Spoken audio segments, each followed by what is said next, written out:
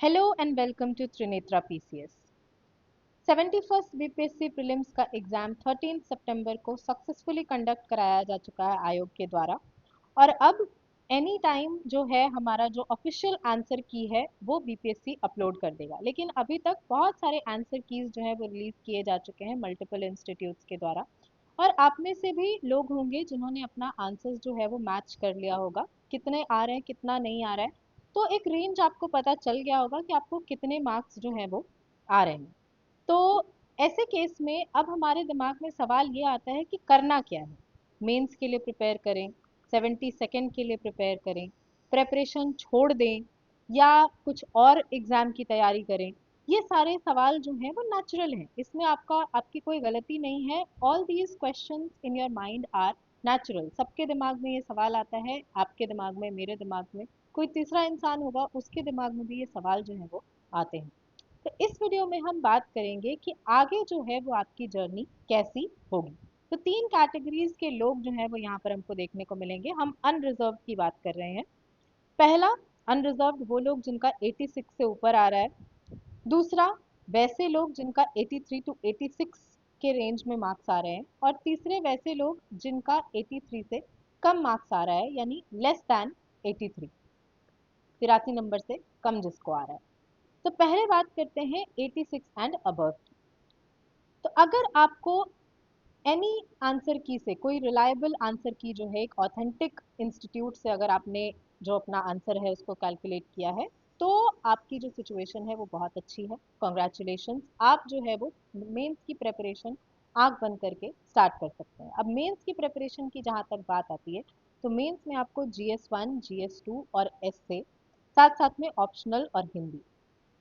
तो ऑप्शनल और हिंदी की बात करें तो ये तो क्वालिफाइंग नेचर के होते हैं, स्टिल आपको इनके लिए पढ़ाई जो है वो करनी होगी। बहुत सारे ऐसे लोग होते हैं जिनका GS1 GS2 में बहुत अच्छे मार्क्स होते हैं, लेकिन ऑप्शनल में वो लटक जाते हैं। और लटक भी कैसे जाते हैं कि 40 नंबर लाना है और वो 39 पे रह जाते हैं।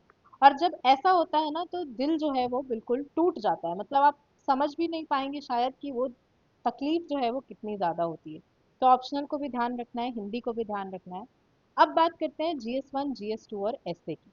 तो GS1 में अगर हिस्ट्री और कल्चर की बात करें, तो ये कोई राज नहीं है कि इसके क्वेश्चंस जो है वो रिपीट होते हैं साल दर साल। Maurya art, Pala art, Gupta art, Santhal rebellion, Munda rebellion, quit India movement, civil disobedience movement, यही क्वेश्चंस जो है वो घुमा फिरा करके हिस्ट्री और कल्चर में पूछता है। अब बात करते हैं करंट अफेयर्स की, तो ये आपको पढ़ना पड़ेगा। और मोस्ट इम्पॉर्टेंट, स्टैटिस्टिक्स की। स्टैटिस्टिक्स जो है वो 72 नंबर के सवाल जो है इससे आते हैं। और ये 72 नंबर अगर आप ले आते हैं 72 में 72, तो फिर 50% चांसेस जो है वो बढ़ जाते हैं कि आपका नाम जो है वो इंटरव्यू के लिस्ट में होगा, कि आप इंटरव्यू देने जाएंगे। नेक्स्ट, GS2 की बात करते हैं। तो पिछले 2-3 सालों से ये ट्रेंड देखा जा रहा है कि अब इकोनॉमी के क्वेश्चंस भी पूछे जा रहे हैं। तो इकोनॉमी में इको सर्वे कैसे यूज़ करना है, बजट को कैसे स्टडी करना है, इकोनॉमिक्स के कुछ कोर कॉन्सेप्ट्स जो हैं जिनसे सवाल पूछे जाते हैं, जैसे ट्रिकल डाउन थ्योरी पूछा गया। तो इस तरीके के सवाल जो हैं वो आपको टैकल करने होंगे। बिहार की इकोनॉमी, बिहार की इंडस्ट्रीज, इन सब पर आपको ध्यान देना होगा। और पॉलिटी में भी पहले जैसे क्वेश्चंस पूछे जाते थे उससे बेटर क्वेश्चंस जो हैं अब पूछे जा रहे हैं, करंट से लिंक करके क्वेश्चंस जो हैं वो पूछे जा रहे हैं। तो ये हमारे लिए बहुत ज़रूरी हो जाता है। लास्ट आता है एस्से। वेरी वेरी वेरी इंपॉर्टेंट, या आप कह सकते हैं मोस्ट इंपॉर्टेंट। क्योंकि जो लोग भी मेंस की तैयारी करते हैं वो GS1 GS2 तो कर लेते हैं, असल जो खेल होता है वो होता है एस्से में। चाहे आप हिंदी मीडियम हो, चाहे आप इंग्लिश मीडियम हो, एस्से जो है ये डिसाइड करता है आपका रैंक। अगर आपका इंटरव्यू में सिलेक्शन हो जाता है तो एस्से जो है वो आपको डिसाइड करेगा कि आपकी रैंक जो है वो कितनी होगी, आपको कौन से सर्विसेज जो है वो मिलेंगे।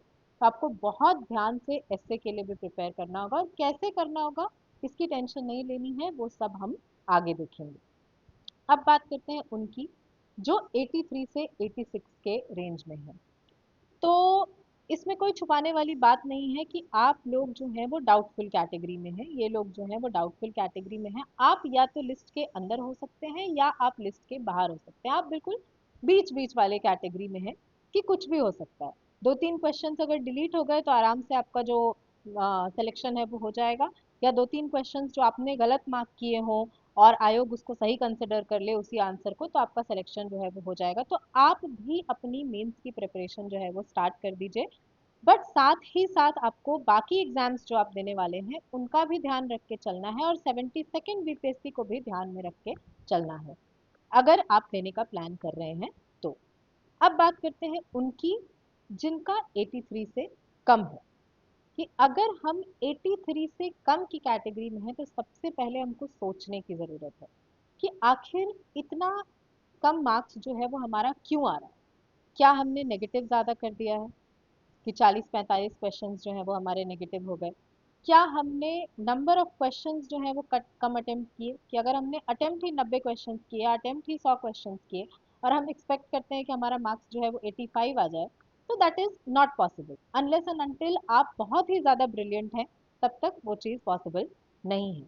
या फिर हमने ढंग से पढ़ाई नहीं करी, तो अगर नहीं करी तो क्यों नहीं करी, कहाँ हमारा ध्यान डिस्टर्ब था, इस बात का भी ध्यान रखना है। अब वैसे कैटेगरी के लोग आते हैं इसमें जिनका कि आप मान लीजिए 75 से ऊपर है बट 83 से कम है। ऐसे लोग जो हैं, आप 72nd की तैयारी जो है वो स्टार्ट कर दीजिए, क्योंकि आप जो हैं वो बहुत ही माइन्यूट कैटेगरी में हैं कि हाँ आपका हो भी सकता था और नहीं भी हुआ, वैसे कैटेगरी में। तो 72nd में आपको वो मिस्टेक्स नहीं करनी है जो आपने 71st में किया। तो अगर आप कर रहे हैं तो आप पहले मेंस की प्रिपरेशन से स्टार्ट करिए, और लास्ट के जब 3 मंथ्स बचेंगे, 3 साढ़े 3 महीने, तब आप प्री पे जो है वो फोकस करिएगा, क्योंकि फैक्ट ऑफ द मैटर यही है कि 3 साढ़े 3 महीने से ज़्यादा जो है वो प्री की प्रिपरेशन में नहीं लगता है, इंक्लूडिंग करंट अफेयर। तो आप 72nd की प्रिपरेशन जो है वो स्टार्ट कर सकते हैं। अब वैसे लोग जिनको एग्ज़ाम आगे नहीं देना है, तो आप बाकी ऑप्शंस जो हैं आपके, जैसे एईडीओ का एग्ज़ाम है, ईपीएफओ का एग्ज़ाम है, या आप और यूपीपीसीएस का प्रीलिम्स आने वाला है, तो आप अगर 72nd नहीं देना चाहते हैं तो इसमें कुछ दिक्कत नहीं है, कोई प्रॉब्लम नहीं है, आप खुशी खुशी जो है वो इस प्रिपरेशन की जर्नी से बाहर निकल सकते हैं। क्योंकि लास्टली जब आप पूरा अपनी जर्नी को एनालाइज करते हैं तो सबसे बड़ा सवाल यही उठता है कि इतने साल गंवा करके, अगर मान लेते हैं आपका सिलेक्शन नहीं हुआ, तो सबसे बड़ा सवाल यही उठता है कि इतने साल हमने झोंक दिए इस तैयारी में, लेकिन मिला क्या। और चाहे कोई आपको कितना भी कह ले, कितना भी आपको बोल ले कि पॉजिटिव सोचना चाहिए, जो होता है अच्छे के लिए होता है, बट इंसान जिस पर बीतती है वही जानता है कि हमने क्या खोया है इस पूरे सफर में, हम क्या कर सकते थे और हमने क्या किया। इस सवाल का जवाब जो है वो सिर्फ उसी इंसान के पास होता है जो जिस पर बीतती है। तो अगर आप इस प्रिपरेशन की जर्नी को छोड़ना चाहते हैं तो आप खुशी खुशी जो है वो अदर ऑप्शंस को कंसिडर कर सकते हैं।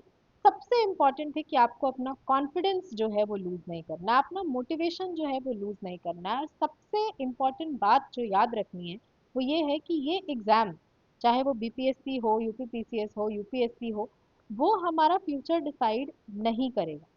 ये एग्ज़ाम इतना पावरफुल नहीं है कि हम फ्यूचर में क्या करेंगे या हम प्रेजेंट में क्या कर रहे हैं इस चीज़ को डिसाइड करेगा। तो अपना कॉन्फिडेंस जो है आप बना के रखिए, अपने पेरेंट्स से बात करिए, अपने दोस्तों से बात करिए। हाँ, वैसे लोगों से बात करिए जो आपके कॉन्फिडेंस को बढ़ाते हैं, ऐसे लोगों से नहीं जो आपके कॉन्फिडेंस को डाउन करते हो। कुछ लोग होते हैं जो आपको बोलेंगे कि अरे तुमसे तो ये भी नहीं हुआ, इतने साल से तैयारी कर रहे हो, क्या ही कर रहे हो, कुछ और करो। उसको बोलो उससे कि हमसे दूर रहो, हमको आपसे बात नहीं करनी है, और अपना कॉन्फिडेंस जो है वो बना करके रखना है। लास्टली मैं यही कहूंगी कि रिजल्ट चाहे जो भी हो, आपको जो है वो अपने पीस ऑफ माइंड को ध्यान में रखना है, और हमेशा गौतम बुद्ध का जो मध्यम मार्ग है उसको ध्यान में रखना है।